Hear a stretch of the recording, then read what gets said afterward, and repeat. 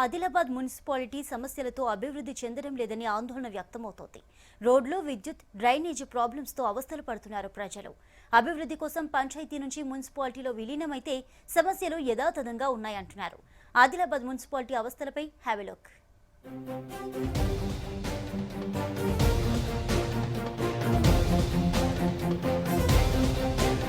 ఆదిలాబాద్ మున్సిపాలిటీలో శివారు కాలనీలు సమస్యలతో సతమతమవుతున్నాయి. మావాల, బెల్లూరు, రాంపూర్, అనుకుంట పంచాయతీలు ఆదిలాబాద్ మున్సిపాలిటీలో విలీనమయ్యాయి. ఈ విలీన కాలనీలో రోడ్డు, విద్యుత్, డ్రైనేజ్ వంటి మౌలిక సదుపాయాలు లేక అవస్థలు పడుతున్నారు స్థానికులు. ఆదిలాబాద్ లో 80,390 మంది జనాభా నివసిస్తున్నారు. 48,393 కుటుంబాలున్నాయి. 35,000 నల్లా కనెక్షన్లున్నాయి. మున్సిపాలిటీలో 30 మిలియన్ లీటర్ల నీరు అవసరమవుతోంది. మిషన్ భగీరథ స్కీమ్ కింద 15 మిలియన్ లీటర్లను సరఫరా చేస్తున్నారు. బల్దియా ఆఫీసర్లు ల్యాండర్ సాంగ్వి పంప్ హౌస్ నుంచి 6 మిలియన్ లీటర్లు, మావాల చెరువు నుంచి 1 మిలియన్ లీటర్ నీటిని టౌన్ లోకి ఫిల్టర్ బెడ్, 60 వాటర్ ట్యాంకులకు తరలించి స్టోర్ చేస్తున్నారు. ప్రస్తుతం 22 మిలియన్ లీటర్ల నీరందగా 8 మిలియన్ లీటర్ల నీటి కొరత ఉంది. దీంతో పలు వార్డుల్లో తాగునీటి సరఫరాలో ఇబ్బందులు ఏర్పడుతున్నాయి. ఇక్కడ అన్ని ఎంప్లాయీస్ పెద్ద పెద్ద బిల్డింగ్లే కానీ 2-3 వార్డుల కనెక్టింగ్ రోడ్ ఉన్నా కానీ ఏ మాత్రం అభివృద్ధి చేయలేదు.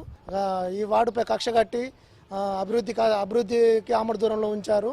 ఇప్పుడు వచ్చేది వర్షాకాలము, రెయిన్ వాటర్ మొత్తం రోడ్లపై జమ అయిపోతుంది. వార్డులో ప్రజలు కానీ నడవడానికి చాలా ఇబ్బంది ఉంటుంది. ఆ 49 వార్డులో కొన్ని వార్డులలోనే అభివృద్ధి జరుగుతుంది. మిగతా చాలా వార్డులలో కూడా అభివృద్ధి చేయలేదు ఈ టీఆర్ఎస్ ప్రభుత్వంలో. కనీసం రోడ్లు లేక, డ్రైనేజీలు లేక, శానిటేషన్ సరిగా చేయక ప్రజలు ఎందరో కూడా ఇబ్బందులు పడ్డారు. మేము ఒకటే కోరుకుంటున్నాము, ఏవైతే టీఆర్ఎస్ ప్రభుత్వంలో అభివృద్ధికి నోచుకొని వార్డులు ఏవైతే ఉన్నాయో ముఖ్యంగా వాటి మీద మొదటి ప్రాధాన్యత ఇచ్చి ఆ యొక్క వార్డులను అభివృద్ధి చేయాల్సిందిగా మేమందరం కూడా కోరుకుంటున్నాం. వానాకాలంలో కాలనీలోకి 2 వైపులా బ్యాక్ వాటర్ చేరుతోంది. డ్రైనేజీలో మురికి నీరు నిండి రోడ్లపై ప్రవహిస్తోంది. దీంతో మురికి నీరు, వరద నీరు కలిసి బురదమయమవుతోంది. రోడ్లు బురదగా మారడంతో అందులోంచి వెళ్లాల్సిన పరిస్థితులు నెలకొంటున్నాయి. మరోవైపు దోమల వ్యాప్తితో, విష జ్వరాలతో ప్రజలు అనారోగ్యం పాలవుతున్నారు. గ్రామ పంచాయతీ పరిధిలో ట్యాక్సులు తక్కువగా ఉండేవని, మున్సిపాలిటీలో ట్యాక్సులు చెల్లిస్తున్నా అభివృద్ధి కనిపించడం లేదంటున్నారు స్థానికులు. వర్షాకాలం అయితే చాలా అధ్వానమైన పరిస్థితి ఉంటుంది. ఇక్కడ పాములు, తేళ్లు రావడం జరుగుతుంది.